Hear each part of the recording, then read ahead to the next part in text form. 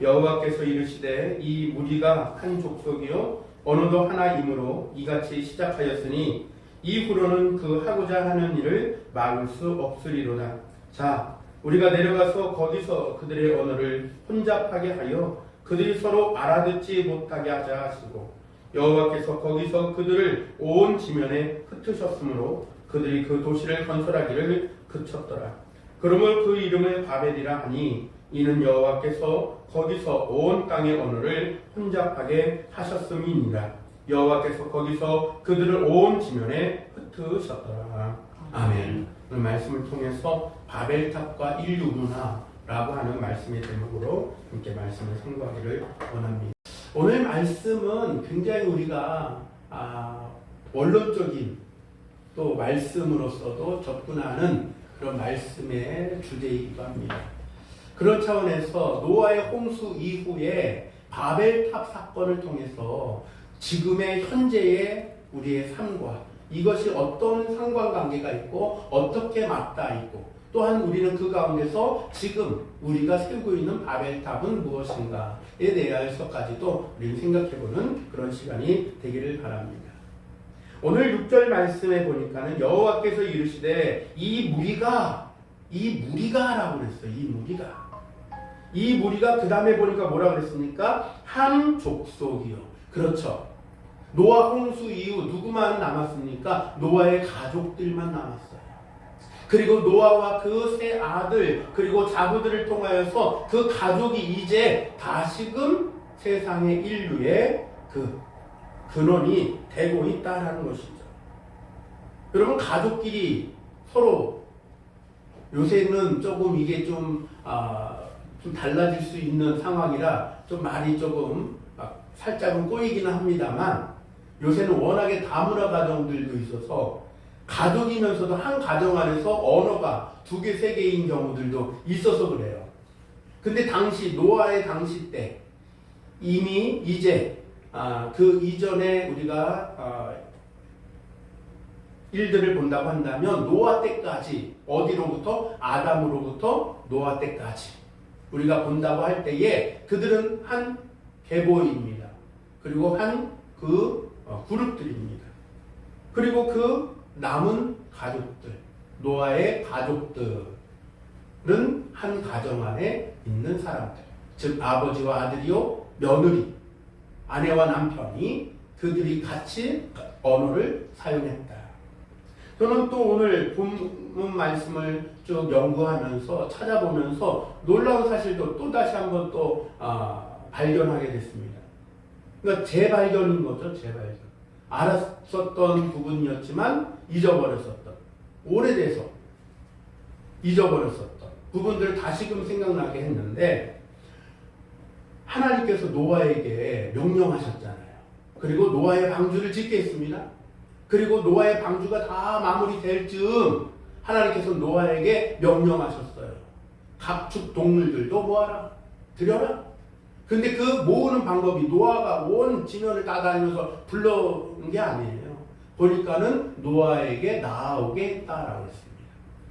자, 그렇다고 한다면 여기서 한 가지 부분이 우리가 발견되어지는 거예요.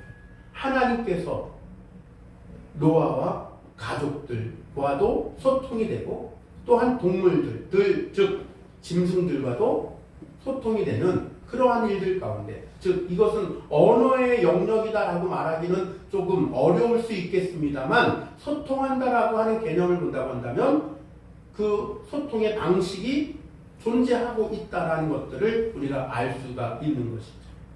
즉 하나님께서 사용하시는 그 소통과 아담 때로부터 노아에게까지, 그리고 노아가 지금 하나님의 명령대로라고 하는 부분으로까지 본다고 할 때에 소통되어지고 언어가 지금 통하고 있다라는 의미가 그 안에서 발견되어지는 거예요. 그리고 노아에게 명령하여서 들어가게끔도 했다라는 것이죠. 집에서 키우는 가축이 아닌 이상 들짐승들, 야생 동물들이 사람이 한다고 그렇게 되기가 어렵지 않습니까? 그런 측면으로 봤을 때에 하나님의 창조하신 창조주의 능력으로서 부르신 것이지만, 그 안에 사람과 또한 짐승들 가운데서도 서로 소통되어지는 어떤 무엇인가가 있었을 것이다 라고 하는 것들도 발견되게 되어지는 부분이에요. 그러나 이제 바벨탑 이후의 사건으로 또 넘어가게 되면 이 언어 부분들이 사람 사이에서도 한 통일된 언어가 갈라지게 됩니다. 우리가 잘 아는 것처럼 그들이 성읍과 탑을 건설하기 시작했다라고 했어요. 11장 4절 보니까는 또 말하되 자 성읍과 탑을 건설하여 그 탑 꼭대기를 하늘에 닿게 하여 우리 이름을 내고 온 지면에 흩어짐을 면하자 하였더니 그게 바로 그들이에요. 그들. 바로 그들을 이 무리가라는 거예요. 이 무리가. 그들이 그때는 그 무리가 한 언어로 통했다라는 것입니다. 그 한 족속, 한 언어, 한 목적을 뜻하는 그러한 측면에서 건축도 하고 성읍도 짓는 그 지금의 모습들을 보이게 되는 것이죠. 여기에는 한 가지 하나님의 명령을 따라서 이렇게 된 것이에요. 노아에게 다시금 아담에게 처음 사람을 지었을 때와 같이 뭐하라고 말씀하십니까? 생육하고 번성하라. 그리고 땅에 충만하라. 라고 했었던 그 언약을 다시금 새기신 것입니다. 따라서 노아와 그 세 아들 셈과 함과 야벳 이게 차례의 순서예요. 그래서 셈과 함과 야벳이 그 형제들로서 결혼도 했고 아내도 있으니까 흩어진 것이 하나님의 뜻이었다라는 것입니다. 뭐하라고 했습니까? 너희는 생육하고 번성하라. 그리고 땅에 충만하라. 이것이 하나님의 뜻이에요. 따라서 노아와 그 세 아들은 그 명령을 준행하는 것이 하나님의 뜻에 맞게 사는 방법인 것입니다. 그래서 셈은, 함은, 야벳은 각각의 주어진 땅으로 흩어져서 사는 것이 하나님의 뜻인 거예요. 그런데 우리가 잘 아는 것처럼 노아 홍수 이후 첫 농사 결실을 가지고 했다가 노아가 큰 실수를 저질렀습니다. 그리고 그 실수로 인하여서 함이 어떻게 했죠? 아버지의 그 창피스러운 모습을 형제들에게 가서 고한 거예요. 그 일로 말미암아 노아에게 이 함은 축복 대신에 야단을 맞습니다. 그래서 그런 측면에서도 우리가 또 생각해 볼 수가 있는 것입니다. 따라서 셈과 야벳이 말씀대로 흩어져서 각 족속을 이루는 하나님의 뜻에 맞도록 가정을 이루고 가문을 이루어가는 그 일들 가운데 섰다라고 한다면 함이라고 하는 자는 아버지의 치욕스러운 모습도 떠들어댔었던 전적이 있을 뿐만 아니라 하나님의 뜻대로 맞춰서 흩어져서 가문을 세워나가는 자신의 가문을 세워가야 되는데 그렇지 않은 거예요. 고증에 의하고 또한 말씀에 의하면은 함은 그 나아갈 땅으로 하나님 약속하신 땅으로 가지 아니하고 셈의 땅을 침략합니다. 무력으로 뺏어버려요. 그래서 함의 그 일들이 지금 여기 오늘 우리가 보는 이 본문장까지 영향을 끼치게 되는 겁니다. 따라서 어떤 조금 학구적인 것으로만 조금 접근해 본다고 한다면 그들이 한 언어를 사용했어요. 한 민족이었습니다. 한 족속이었었죠. 그리고 한 가지의 목적으로서 그렇게 했는데 그 하나님의 뜻에 맞도록 셈과 야벳은 움직였다고 한다면 함은 하나님의 뜻대로 움직이지 않는 거예요. 그리고 셈의 땅을 무력으로서 뺏어버린 거예요. 그 땅에 함이 이제 큰 성읍과 탑을 건축했다라는 것이 11장에서 우리가 봐야 될 오늘의 장면인 것입니다. 그런 면으로 봤을 때 바벨탑의 유적에 관한 학설들도 조금 있습니다. 근데 오늘 뭐 학설까지 들어갈 필요까지는 없고요. 그 학설까지 얘기하면 시간이 많이 걸려요. 그러니까 두 가지 정도의 학설이 있다라는 정도만 아시면 될 것 같습니다. 어려운 말로까지는 안 가도 될 것 같아요. 두 가지 정도의 바벨탑의 유적에 관한 학설이 있다라는 정도만.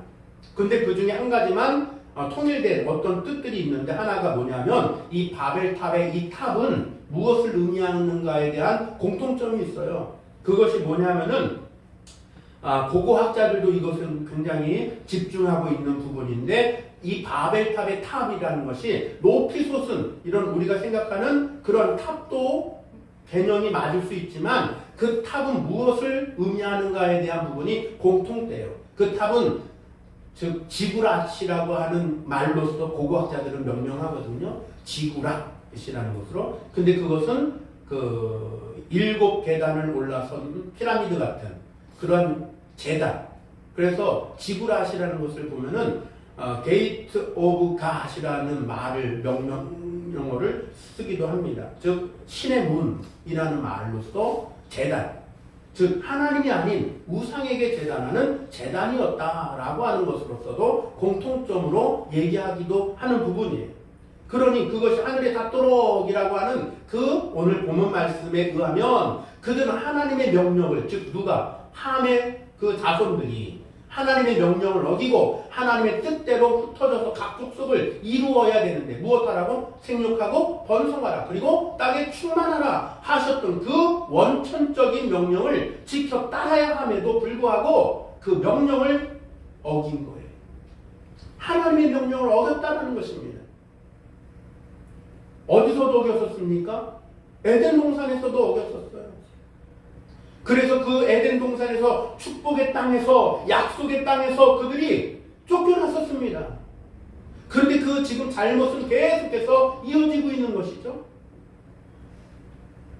자, 다시금 얘기를 한다면 즉 그 일로 인하여서 하나님의 뜻에 어긋나기 시작하면서 그들이 섬겨야 하나님을 섬김이 아닌 우상, 즉 자신의 뜻을 섬겼다라는 것이 오히려 조금 더 가까울 수 있을 것 같습니다. 따라서 이 오늘 신할 땅 지평, 신할 지평이거든요. 신할 지평에 누가 이 건설을 주도했느냐? 함의 자손인 니므롯이 이 건설을 주도했다라고 했어요. 근데 이 니므롯에 관한 관련된 얘기는 뭐냐면 니므롯은 당대의 용사라. 큰 용사. 즉 우리가 잘 아는 것처럼 삼손 같은 그런 사람이에요. 힘이 세고 키가 크고 그러한 사람. 10장 8절 9절에서 보면 이 니므롯에 관련된 내용이 조금 언급됩니다. 여하튼 이 우상을 섬기는 제단이 그 바벨탑이었다. 꼭대기가 바로 그것이었다라는 것으로서도 우리가 접근해 볼 수 있다라는 점입니다. 자, 그러면 오늘 본문에서 얘기하는 이 성읍과 탑을 쌓아서 탑 꼭대기를 하늘에 닿게 하자. 그리고 뭘 내자라고 했습니까? 우리의 이름을 내자. 우리 이름을. 여호와께서 그들을 어떻게 하셨는데 홍수로부터 건지셨고 그들을 잊게 만드신 하나님을 잊어버린 거예요. 온 지면에 흩어져서 하나님의 뜻대로 생육하고 번성하고 땅에 충만해라 라고 하는 뜻을 저버리고 자신들의 인생들의 뜻대로 하나님의 뜻에 반대되는 행위를 했다는 것이죠. 일면에서는 그런 얘기들을 합니다만은 그거는 조금 접근이 다른 것 같습니다. 그럴 수도 있겠습니다만 접근은 좀 다른 거예요. 성경적으로 본다고 한다면 홍수의 그런 피해의식에 의하여서 홍수 때의 기억이 그들로 하여금 탑을 쌓게 만들었을 것이다 라고 하는 그런 이야기도 있습니다만 이것은 조금 성경적으로 접근해 볼 때에 그 뜻과는 안 맞는 거예요. 창세기 11장까지 오는 과정으로 본다고 한다면 하나님의 뜻대로 사는 그 일들과는 조금 배치가 됩니다. 여하튼 하나님께서 주신 이 언어의 축복이 지금 이제 어긋나지고 흩어지고 있는 거예요. 그런 면으로 봤을 때 오늘 본문에서 우리가 키워드로 잡아야 될 그 키워드가 하나가 뭐냐면은 흩어짐과 모임이에요. 모임과 흩어짐. 이 두 단어를 통해서 하나님의 뜻을, 나의 뜻을 우리가 발견해 봐야 되는 거예요. 그래서 내 뜻은 무엇이고 하나님의 뜻은 무엇인가? 내 뜻이 하나님의 뜻에 복종되고 있는가? 순종되고 있는가? 아니면 하나님의 뜻을 넘어서고 있는가? 하나님의 뜻을 어긋나서 하나님의 뜻에 반대되는 교만함으로 내가 혹시 나아가고 있지는 않는가까지도 우리가 생각해보면 더 좋을 것 같습니다. 하나님께서는 본래 혼돈했었던 이 땅을 뭐 하셨다고 했어요? 땅이 혼돈하고 라고 했었던 이 땅을 창조하시는데 어떻게 했습니까? 정리를 하신 거예요. 어떤 면으로서는. 정리정돈이 창조의 역사였습니다. 그리고 궁창과 땅, 바다로, 육지로 그렇게 하나님의 창조는 이루어진 것입니다. 그런 면으로 봤을 때에 본래 하나님은 혼돈을 주시는 분이 아니에요. 그런데 왜 이들에게는 언어의 혼돈을 줬을까? 그 차원으로 본다고 한다면 혼돈을 주신 하나님은 그들에게 무질서를 준 것이 아니라 불편함을 준 것이 아니라 오히려 그 일로 인하여서 저주의 사슬을 끊을 수 있는 해결점을 주셨다라는 것으로도 우리가 볼 수 있는 것입니다. 그리고 그렇게 보는 것이 마땅할 거라 생각합니다. 언어를 혼잡케 함으로 말미암아 그들이 한 언어로 한 족속으로 한 목적으로 지금 하나님이 싫어하시는 건성읍과 탑을 지금 쌓고 있잖아요. 그리고 그것이 하늘에 닿아서 우리 이름을 내자라고 했었던 하나님께 교만하고 하나님께 대적하는 그 행위들로서 그들이 지금 쌓아가고 있는 모습으로 본다면 언어가 흩어짐으로 말미암아 건축하던 일이 뭐 했다고 그랬어요? 9절에 그쳤더라. 8절에 하반절에 보니까 그쳤더라라고 그랬어요. 그쳐진 것이 축복인 줄로 믿습니다. 따라서 언어를 혼잡케 하셨던 것, 언어가 파괴된 것, 말이 소통이 안 된 것은 축복인 거예요. 하나님의 뜻들을 지금 어떻게 해가고 있습니까? 이루어가고 계신 거예요. 본래 하나님의 뜻대로 생육하고 번성하라. 땅에 충만하라. 그 뜻을 그대로 잘 따랐다고 한다면 아마 이런 일은 겪지 않았을런지도 모르겠습니다만 말이죠. 따라서 우리들에게 주어지는 모든 상황들을 우리는 면밀하게 좀 잘 살펴볼 필요는 있어요. 우리의 생각에는 왜 이런 일이 이렇게 일어났지? 불편하고 좀 이상한 거 아닌가? 아닐 수도 있다라는 것이에요. 그런 면으로 봤을 때에 이것은 축복일 수 있다라는 것들도 우리는 그 안에서도 발견해야 될 줄 압니다. 그렇다면 왜 하나님께서는 바벨탑을 가증스럽게 여겼을까라는 거예요. 노아의 홍수 이후 사람들은 인간들이 이 땅에 충만하라는 명령을 받았지만 그 뜻대로 잘 하지 않았다라고 말씀드렸습니다. 함이 둘째가 그 말을 잘 안 들은 거예요. 그리고 그 후손 중에 니므롯이라는 그 후손이 다른 족속들과는 달리 용사라고 그랬잖아요. 큰 용사라. 자신의 힘을 의지하여서 다른 새로운 것을 개척해야 됨에도 불구하고 무력으로 셈의 후손들로부터 신할 통제를 탈취해버렸다라고 말씀드렸습니다. 하나님의 뜻인 흩어져서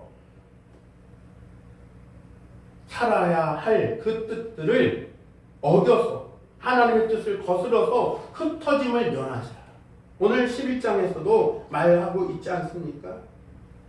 흩어짐을 면하자. 그리고 그들은 자신들의 힘을 모았다라는 것이에요. 자신들의 힘을 모았다. 그래서 우리가 6절의 하반절에 보면 이후로는 그 하고자 하는 일을 막을 수 없으리로다. 그대로 두면 그들은 결국은 하나님께 대항하는 자요 멸망받을 족속이 되고 말 것이 분명한 거예요. 어떻게 해서 다시금 그 노아의 가족들을 통하여서 세우셨는데, 그러니까 5절에 있는 여호와께서 사람들이 건설하는 그 성읍과 탑을 보려고 내려오셨더라 라고 했거든요. 보려고 내려오셨더라. 뭐하나 하고 이렇게 내려다 보셨다, 강림하셨다라는 말로서도 할 수가 있는 거예요. 근데 그 들여다보니까 뭘 하고 있는 거예요? 가증스러운 바벨탑을 지금 짓고 있는 거예요. 흩어짐을 면하자. 흩어져라는 것은 누구의 뜻이었다고요? 하나님의 뜻이었다니까요. 우리가 잘 아는 것처럼 사도행전에서 지하교회에 그 믿는 자들이 어느 시기까지 성령이 임하는 그 시간까지 기다리라 했거든요. 그리고 난 이후에 뭐가 일어났습니까? 디아스포라. 흩어졌어요. 이건 하나님의 뜻이었습니다. 이것이 하나님의 뜻이었어요.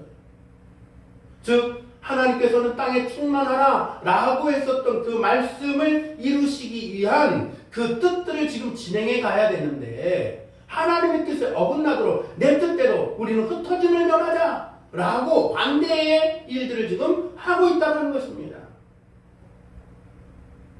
예컨대 사도행전에서 우리가 아는 것처럼 그 지역교회 성도들이 디아스포라를 거부하고, 거부할 수도 없었겠습니다만 하나님의 뜻에 어긋나는 것인 거죠. 하나님께서 그 뜻들을 이루시기 위하여, 무엇을 이루기 위하여 복음을 온 천하에 증거하고 전파하여서 땅끝까지 이르러 내 증인이 되라 하신 그 명령을 이루게 하시기 위하여서 믿는 자를 흩으신 거예요. 그러니 오늘 그 바벨탑을 세운 것, 그러니 우리는 다시금 흩어지지 말고 우리가 견고하게 살 이 큰 성읍을 짓고 큰 도시를 짓자라는 거예요. 거기서 뭐가 일어나는 거예요? 인류 문명이 일어나는 거거든요. 메소포타미아 문명, 우리가 잘 많이 들어봤지 않습니까? 그런 문명들을 지어내자라는 것이에요. 힘을 모으자. 그리고 우리가 누구에게 대항하자라는 거예요? 하나님께 대항하자 라는 것까지도 나아가게 되는 것입니다. 바벨탑을 세운 것은 장차 있을지도 모를 또 다른 홍수를 피하기 위한 것이라고 말하지만 그건 그렇지가 않다는, 사실과 다른 얘기인 거예요. 하나님의 뜻에 뭐 하려고 하는 거예요? 대항하려고 하는 거예요. 아, 그거는 하나님의 뜻이고요, 우리의 뜻은 전혀 다른데요 라는 얘기인 거죠. 그들은 하나님께로부터 다시는 홍수로서 세상을 멸망하지 않게 하겠다고는 약속을 무지개를 통하여서 받았습니다. 하나님의 언약은 변치 않는 것입니다. 그런데 이 언약을 받았음에도 불구하고 그들이 그런 핑계를 댈 수 있습니까? 아니거든요. 즉 하나님의 언약은 변치도 않고 사람들의 말처럼 요랬다 저랬다 하는 게 아니에요. 그런데 이 언약을 받았던 그들이 이런 이유로, 홍수를 이유로서 우리가 탑을 쌓고 큰 성을 지어야 되겠다, 이건 말이 안 되는 얘기인 거예요. 만약에 그들의 말처럼, 만약에 그들의 그 생각들처럼 만약에 홍수를 면하기 위해서 큰 성을 짓고 탑을 짓자라고 하는 말이 유효하려고 한다면 이 말이 성립돼야 되는 거예요. 그러면 하나님의 말씀을 믿지 않았다, 불신했다라는 것이 성립돼야 되는 거예요. 그러니까 어디로든 피할 수 있는 말은 아닌 거예요. 결국 그러한 여러 가지 이유, 말씀드린 하나님의 뜻에 어긋나고 대항하는, 저항하는 그 일들로 인하여서 바벨탑을 쌓는 그들의 동기는 따라서 하나님 보시기에 심히 가증한 것이 되었다라는 것입니다. 겉으로는 아닌 것 같은데 그 속은 가증한 것이었어요. 하나님이 5절에 보시니 두 번째로 우리가 생각해 볼 수 있는 것은 무엇인가? 이 바벨탑을 통해서 우리가 볼 수 있는 것은 그럼에도 불구하고 혼돈 속에서 비춰주신 하나님의 역사가 드러나고 있다는 점들도 우리는 살펴볼 수 있습니다. 사람은 수많은 실수를 반복합니다. 수많은 잘못을 계속 반복하기도 합니다. 그러나 하나님께서는 그 실수가 많은 인생들을 통하여서 그냥 내버려 두시고 망하든지 말든지 그냥 이러고 내버려 두시지 않는다라는 것이죠. 역사의 자체를 회상해 볼 때에 하나님께서는 수많은 혼돈 가운데서도 늘 언제나 하나님께서 다시금 역사하셨던 그 혼돈을 그분의 질서로서 다시 잡아가는 것들을 우리는 발견하게 되는 줄로도 믿습니다. 따라서 오늘 본문 말씀의 바벨탑 사건은 하나님의 모습, 즉 그 바벨탑을 쌓아가던 인간의 그 나약함과 인간의 어리석음, 무례함, 하나님께 대한 무례함이에요. 사실 어떤 면으로서 얘기한다면 우리가 고린도전서 13장은 사랑장이라고 얘기하잖아요. 근데 사랑은 하면서 여러 가지가 쭉 얘기가 나오죠. 근데 그 중에 무엇이 있습니까? 사랑은 무례히 행치 않고 라는 부분이 나옵니다. 여기서 무례히 행치 않는다, 무례하다라고 하는 이 무례라는 것은 우리 사람에게 굉장히 많이 드러나는 것 중에 하나예요. 뭐냐면 무례히 행하는 사람들의 그러니까 뇌과학자들이 참 많은 것들을 연구를 많이 하긴 했어요. 뇌과학자들이 무례하게 행하는 사람들의 이 지능 지수를 한번 측정을 해봤답니다. 그러니까 일반인들의 머리에다가 이렇게 뭘 꼽아놓고 무슨 뭐 어떤 테스트를 쭉 하는 것이죠. 어떨 때 이 뇌파가 어떻게 작동하는가. 그랬더니 어떤 이 질문지를 던지고 어떤 장면을 보여주고 그런 어떤 일들 가운데 무례하게 행하는 그 일들의 순간들을 체크를 해보니까 축두엽, 옆에 축두엽의 기능이 저하되더라는 거예요. 근데 이 축두엽의 기능이 뭐냐면은 한쪽은 감각, 한쪽은 언어, 뭐 이런 것들을 이 주관하고 관장하는 그런 기능이 있다고 합니다. 근데 그 기능이 저하되더라는 거예요. 즉 무례히 행할 때에 뇌 기능이 저하되는 거예요. 뇌 기능이. 무례히 행하는 것. 즉 하나님께 무례히 그들은 행했다라는 것이에요. 그럼에도 불구하고 무례히 행하는 그들을 향하여서 하나님께서 뭐 하셨다라는 거예요. 혼돈 속에서 그들 향해서 살 길을 비추셨다. 생명의 길을 비추셨다라는 것입니다. 앞서 말씀드린 것처럼 하나님께서 언어를 혼잡게 하신 이유가 분명해요. 그들을 뭐 하려고요? 살리기 위한 방편이었던 거예요. 살려야 되니까 살려야 돼요. 따라서 우리들은 하나님께서 내게 행하신 일들을 보면서 이해가 안 될 일들이 있을 때라도 하나님의 뜻들을 그 안에서 우리는 발견해야 될 줄로 믿습니다. 하나님의 의지가 나를 통해서 내 안에서 나의 삶 가운데서 어떻게 실현되고 있는가를 우리는 살펴볼 수 있는 장성한 자의 분량에 이르기를 간절히 소망합니다. 언어를 혼잡케 하여서 인간들의 야망을 실현시키는데 장애물이 된 것처럼 느꼈지만 이것은 장애물이 아니라 하나님의 뜻대로 그들을 더욱더 바로 설 수 있게 하시는 교훈, 즉 채찍이 되었다라는 점들로서도 보게 되는 것입니다. 마지막으로 생각해 본다고 한다면 오늘 아벨탑 사건을 통해서 인류 문화와 우리는 어떻게 또 접목을 해보아야 되는가. 본문이 주는 교훈은 이런 거예요. 하나님께 불순종한다는 것은 결국 죄다라는 것입니다. 우리의 어리석음을 드러내는 것이다. 대부분의 사람들이 믿음이 없는 까닭에 불순종의 죄에 빠지기 십상입니다. 하나님의 뜻을 우리는 잘 기억하고 그 말씀대로 준행하는 사람이 되어야 될 줄로 믿습니다. 하나님의 자녀라고 한다는 말이죠. 하나님을 신뢰치 못함으로 하나님께 보시기에 어리석은 일들, 가증한 일도 그냥 막 서슴장 앞서 말씀드린 대로 무례하면 뭐가 떨어진다고요? 내기는 저하가 된다고요. 내기는 저하. 그래서 본래 로마서 말씀들을 좀 더 찾아보면은 자연 상태계를 통하여서도 가만히 들여다보면 그 안에서 하나님을 발견하게 된다라고 했거든요. 그래서 그 안에 로마서 말씀 1장에 보면은 하나님께서 각 사람들에게 지식을 주셨다라고 해요. 지식. 들여다보면 발견하게 된다라고 해요. 발견하게. 근데 이 하나님께 무례히 행하다 보니까 이 기능이 점점 조금만 떨어지는 거예요. 그러니 우리는 하나님께 대하여서 무례히 행치 않아야 될 줄로도 압니다. 그럼 범사의 하나님을 어떻게 해야 될까요? 모든 일에 인정해야 됩니다. 범사의 하나님을 인정하는 저희들이 되기를 바랍니다. 그분의 뜻이 무엇인지를 묻고 또 그 뜻대로 살아가기를 기도하는 저희들이 되어야 될 줄로 믿습니다. 여호와 하나님께서 말씀하시기를 내 생각은 너희 생각과 다르며 내 길은 너희 길과 달라서 하늘이 땅보다 높은 같이 내 길을 너희 길보다 높으며 내 생각은 너희 생각보다 높다라고 말씀했던 이 말씀을 꼭 기억하시길 바랍니다. 내 뜻보다 높다니까요. 내 길보다 높고 더 좋은 것으로 우리에게 생각하게 하신다니까요. 그러니 우리는 범사에 여호와 하나님을 인정하고 범사에 그분의 뜻을 묵묵히 따르는 저여러분들이 되어야 할 줄로 믿습니다. 그 길로 따를 때에 하나님은 내가 셀 수도 잴 수도 없는 축복을 경험케 하실 줄로도 믿습니다. 자신의 의지와 자신의 야망 속에 나 자신을 머무르게 하지 말아야 됩니다. 내 뜻을 관철시키려고 불순종의 탑을 자꾸만 쌓아가면 안 된다는 것입니다. 불순종의 탑을 자꾸만 이렇게 막 쌓아가면 결국은 어떻게 되는 거예요? 하나님이 기뻐하시지 않는다.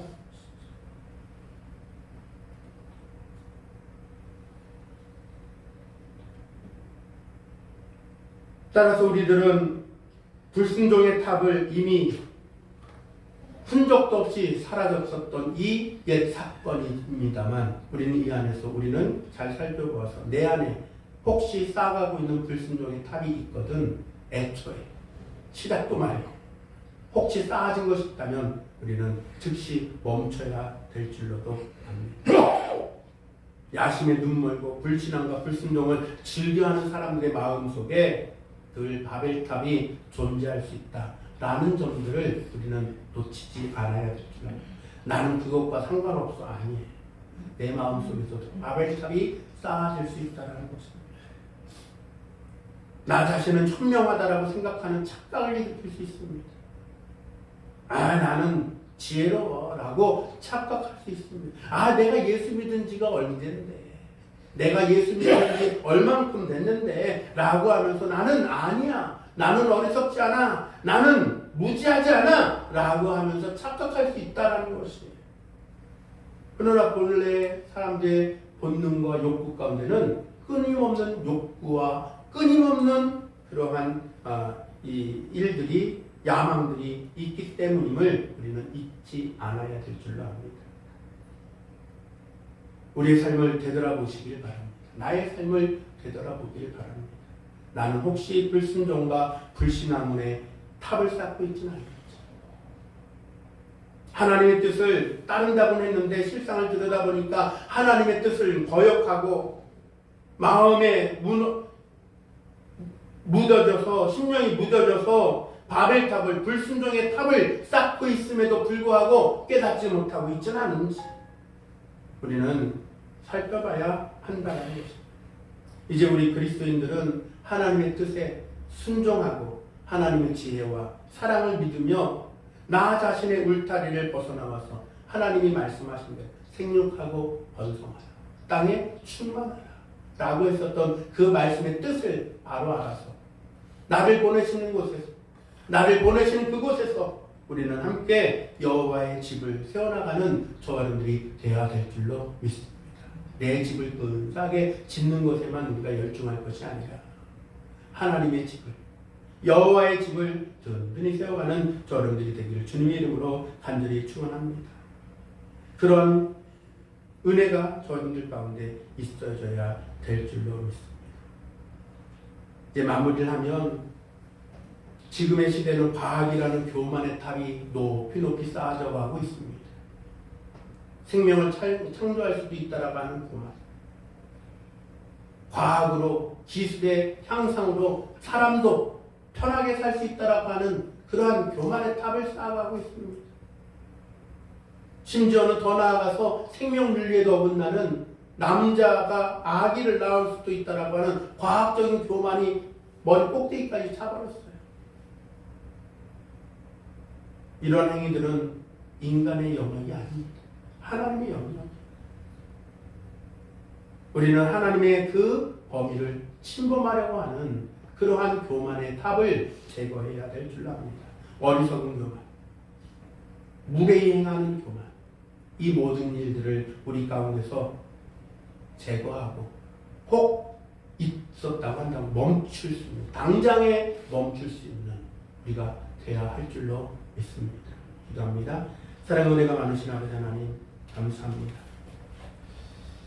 우리는 지금 인류 문명이 많이 발전해가는 일 가운데 어쩌면 우리들은 판단력이 상실되기도 하고 감각이 상실되기도 하여서 하나님께서 주신 이 이성적 지각의 능력을 잃어버리고 있지는 않은지 주님 살피기를 원합니다. 그러니 우리들 하나님의 말씀을 더욱더 집중하여서 하나님의 말씀을 읽고 듣고 묵상하는 일 가운데 우리에게 주신 이 지혜와 지식을 잘 사용할 수 있는 멈춰져 버린 자들이 아닌 계속해서 하나님의 말씀을 기억하고 생각하고 움직이는 우리가 되어질 수 있도록 주여 인도하여 주옵소서.